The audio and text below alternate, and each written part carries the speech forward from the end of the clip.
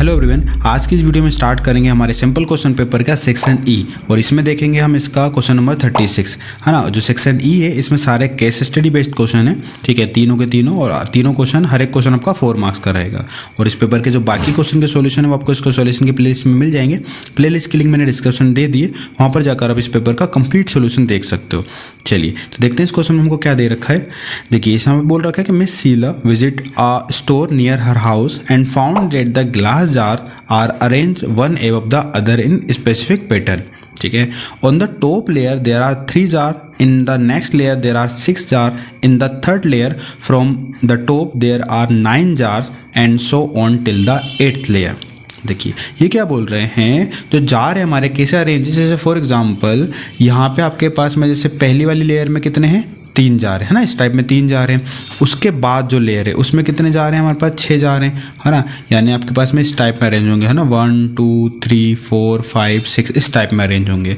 उसके बाद third layer आएगी तो उसमें 9 हो जाएंगे, है ना, इस टाइप में, है ना। पहले में क्या हो जाएगा आपके पास में थर्ड आ जाएंगे, फिर 6 आ जाएंगे, फिर 9 इस टाइप में अरेंज है, ठीक है। और कहाँ तक चल रहा है, धीरे धीरे 8 लेयर तक, है ना। जैसे मान लो ये फर्स्ट लेयर है, ये सेकेंड लेयर है, ये थर्ड लेयर है, इस टाइप में टोटल कहाँ तक जाएगा आपका 8 लेयर तक जाएगा, ठीक है। यहाँ तक चीज़ें क्लियर हैं। अब देखिए अब यहाँ पे क्या बोल रहा है, जो क्वेश्चन दे रखे हैं वो हम देख लेते हैं, ठीक है। बस क्वेश्चन में आपको इतनी चीज़ें दे रखी थी, ठीक है। अब देखो क्वेश्चन क्या बोल रहा है हमको। पहले क्वेश्चन देखिए इसमें, on the basis of the above situation answer the following question. देखो पहला क्वेश्चन क्या दे रखा है हमको, write an A P whose terms represent the number of jar in different layer starting from the top, also find the common difference, ठीक है। अब यहाँ पे जो जार दे रखे हैं ना, इनको आपको एक क्या बनाना है, एक एपी बनाना है, ठीक है ना। इसको क्या करना है, एक एपी फॉर्म करना है यहाँ पे। उसके बाद आपको क्या करना है, कॉमन डिफरेंस भी बताना है इसी एक साथ साथ। अब देखो एपी कैसे बताएंगे अपन। देखो अगर हमारे पास जो नंबर ऑफ जार अगर हम देखें तो अगर हम देखेंगे पहला वाला क्वेश्चन है इसका, ये देखो जार कैसे अरेंज है हमारे पास, पहले वाले में कितने हैं 3 है, उसके बाद कितना है 6 है, फिर कितने हैं 9 है ना। ऐसे ही होगा तो 3 3 बढ़ रहा है, यहाँ पे 12 हो जाएगा, ठीक है। ऐसे कहाँ तक जाएगा आपका 8 लेयर तक, है ना, यानी कि 8 तक। तो 8 और निकालने हैं अपन, 8 क्या हो जाएगा आपके पास में। देखो अगर हम देखेंगे तो एपी फॉर्म कर रहे हैं, तो एपी फॉर्म कर रहा है यानी कि पहली टर्म कितनी हो गई 3, और डी अगर हम कॉमन डिफरेंस निकालें तो क्या हो जाता है A2 माइनस A1 होता है। 6 माइनस 3 कितना हो जाएगा 3 आ जाएगा।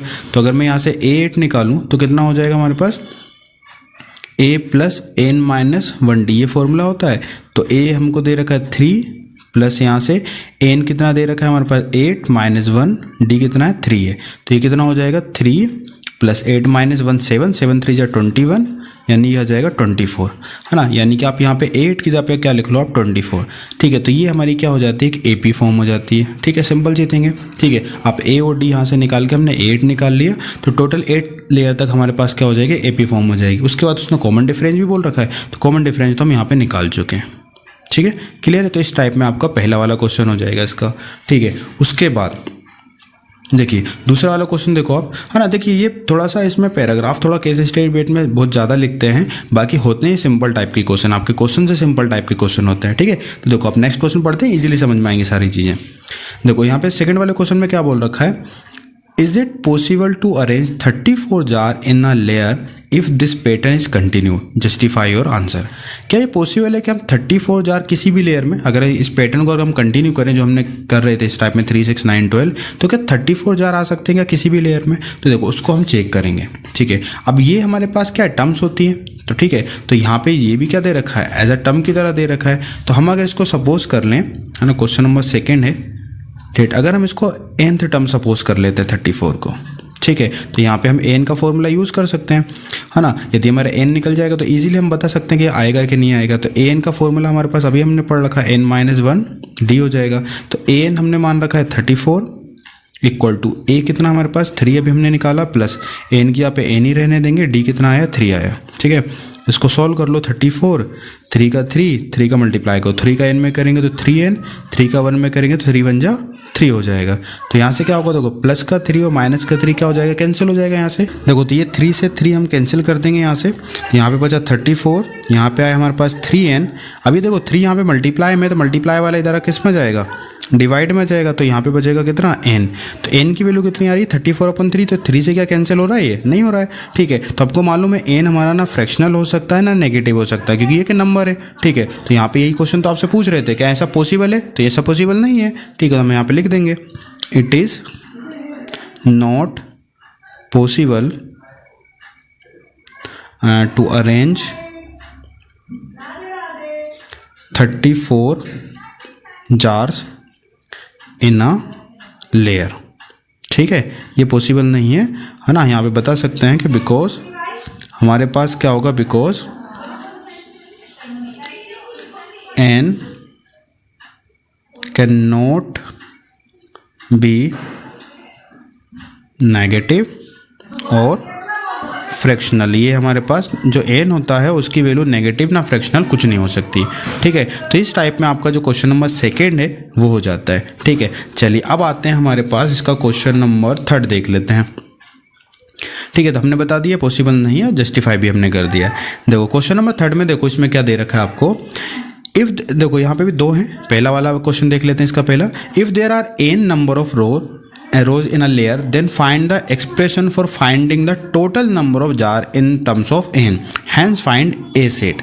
देखो ये क्या बोल रहे हैं आपको, सिंपल सा क्वेश्चन है, टोटल निकालना है, टोटल नंबर ऑफ जार निकालना है, मतलब सम निकालना है, कहाँ तक का, n तक का, ठीक है। तो निकाल सकते हैं, हमारे पास Sn का फॉर्मूला हमको पता है, ठीक है। Sn कैसे निकालते हैं अपन, देखो हमारे पास क्या हो जाता है, Sn का फॉर्मूला होता है, क्या होता है, n/2 2a प्लस n-1d, ये फॉर्मूला होता है हमारे पास Sn का, ठीक है। अब देखो यहाँ पे सिर्फ वैल्यू पुट करना है, ठीक है। तो Sn यानी n की यहाँ पे n ही रहने देना है, n/2 2, a की वैल्यू हमको पता है, अभी हमने निकाली थी 3 प्लस n की यहाँ पे n ही रहने दो, और यहाँ पे d की यहाँ पे भी 3 आ जाएगा। इसको सॉल्व कर लो, n/2 ये हो जाएगा 2 3 जा 6, 3 का n में करेंगे तो 3n, और 3 का 1 में करेंगे 3 1 जा 3, ठीक है। बीच में माइनस का माइनस, n/2 यहाँ से आप देखो 6 - 3 हो जाएगा, है ना। देखो गलती आप ये नहीं कर देना, इसको आपस में प्लस नहीं कर सकते क्योंकि n वाली टर्म है, ठीक है। तो 6 में 3 जाएगा, बचेगा 3, और यहाँ से बचा कितना 3n।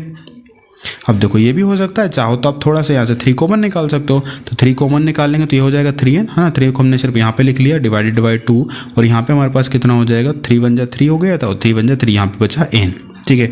तो ये हो जाएगा हमारे पास Sn, ठीक है। इसका जो क्वेश्चन नंबर थर्ड का ए वाला चल रहा है हमारा, ठीक है। तो ये Sn आपका ये निकल जाएगा इसीलिए।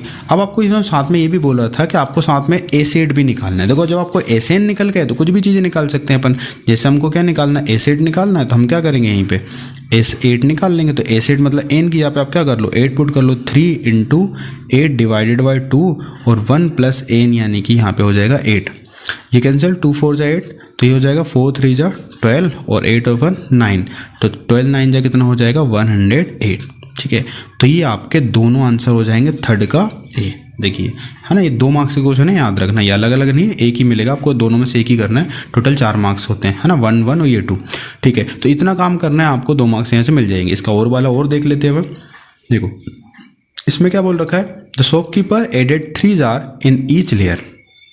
अब यहाँ पे क्या बोल रहे हैं, जो शॉपकीपर है वो हर एक लेयर में 3 जार और ऐड कर देता है। तो ये क्या बोल रहा है कि how many jar are there in 5th layer from the top. अब देखो ये आपका सिंपल सा क्वेश्चन हो गया, बस यहाँ पे थोड़ी सी आपको चीज़ें समझने की ज़रूरत है। तो यहाँ पे क्या बोल रहे हैं, ये थर्ड का बी वाला पार्ट, जैसे हमारे पास यहाँ पे था, पहले पास हमारे पास 3 थे, फिर 6 थे, फिर 9 थे, फिर 12 थे, है ना, ऐसा 24 तक थे। तो अब ये क्या बोल रहे हैं कि हर एक लेयर में इन्होंने क्या कर दिया, 3 3 जार और ऐड कर दिया। 3 में 3 ऐड करेंगे तो 9 हो जाएगा, पहले 6 हो जाएंगे, फिर 6 में 3 ऐड करेंगे तो 9, है ना, फिर 9 में हम क्या करेंगे, ये जो 9 है इसमें 3 ऐड करेंगे 12 हो जाएगा। इस टाइप में चलता रहेगा, ठीक है। तो अब ये क्या बोल रहे हैं, इसके बाद तो आपको ये बताना है कि जो 5th लेयर होगी ना उसमें कितने हमारे पास जार रहेंगे, ठीक है। यानी A5 निकाल सकते हैं अपन यहाँ से, ठीक है। तो A5 निकाल लो। तो A5 के लिए बस यहाँ पे अब क्या हो जाएगा, फॉर्मूला हमारा होता है A + n-1d।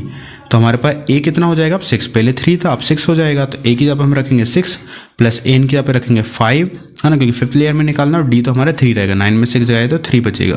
तो ये कितना हो जाएगा, 6 + 5 में से 1 जाएगा, बचेगा 4 × ये हो गया 3, तो ये हो जाएगा 6 4 यहाँ पे हो जाएगा 12, ठीक है। तो यहाँ पे आ जाएगा हमारे पास 12 + 6, है ना, वो गलती से मैंने मल्टीप्लाई कर दिया था यहाँ पे। तो 12 + 6 कितना हो जाएगा हमारे पास, 18 हो जाएगा, ठीक है। तो ये आपका इस क्वेश्चन का आंसर हो जाएगा। तो आपके पास क्या, थर्ड का ए और बी कर लिया, तो इसी के साथ ही आपका ये वाला क्वेश्चन कंप्लीट हो जाता है, ठीक है।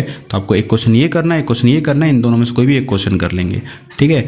चलिए, तो आई होप आपको ये क्वेश्चन अच्छे समझ में आया होगा। यदि फिर भी आपको कोई डाउट रहता है तो आप हमको कमेंट सेक्शन में पूछ सकते हो, ठीक है। चलिए, तो आज की इस वीडियो में इतना ही, मिलते हैं फिर नेक्स्ट वीडियो में। Thank you.